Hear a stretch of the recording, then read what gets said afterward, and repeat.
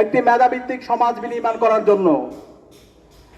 এই বিপ্লবের অন্যতম আকাঙ্ক্ষা ছিল চাকরির ক্ষেত্রে কোনো ধরনের কোটা থাকবে না, চাকরির ক্ষেত্রে কমিটির মাধ্যমে বাণিজ্যের মাধ্যমে কোনো চাকরি হবে না, চাকরি ক্ষেত্রে মামা খালু চাচাদের পরিচয় দিয়ে স্বজন প্রীতির মাধ্যমে কোনো ধরনের নিয়োগ হবে না।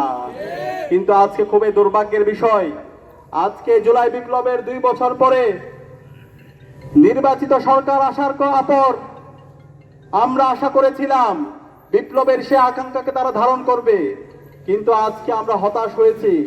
আজকে নির্বাচিত হওয়ার 6 মাস পরে আমরা দেখতে পাচ্ছি পুরো ছাত্র সমাজের পেটে লাথি দেওয়ার জন্য বর্তমান সরকার বন্দোবস্ত করেছে। আমরা দেখতে পেয়েছি গত 3 আগস্ট শিক্ষামন্ত্রীর নেতৃত্বে একটি প্রজ্ঞাপন হয়েছে। সেই প্রজ্ঞাপন আমরা দেখতে পেয়েছি এখন থেকে সকল বেসরকারি স্কুল কলেজের যে নিয়োগের সুপারিশ করবে স্কুল কলেজের ম্যানেজিং কমিটি। এনটিআরসি আর কোন ধরনের সুপারিশ করবে না, এনটিআরসি শুধু আপনাকে একটা সার্টিফিকেট দিবে। এর মাধ্যম হলো প্রত্যেকটা স্কুল কলেজের ম্যানেজিং কমিটি যারা দায়িত্বে আছে, কারা দায়িত্বে আছে?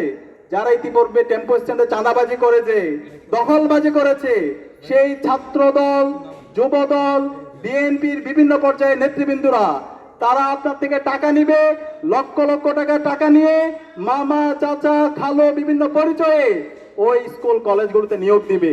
এনটিআরসি আর কোন ধরনের সুপারিশ করতে পারবে না।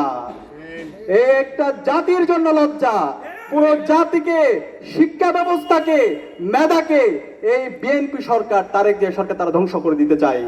সুতরাং আমাদেরকে আবার জাগ্রত হতে হবে এই অন্যায়ের বিরুদ্ধে, এই অন্যায্য দাবির বিরুদ্ধে, শিক্ষা ব্যবস্থাকে ধ্বংসের বিরুদ্ধে পুরো ছাত্র সমাজকে আবার ঐক্যবদ্ধ হতে হবে। আমরা কি পারবো ইনশাআল্লাহ?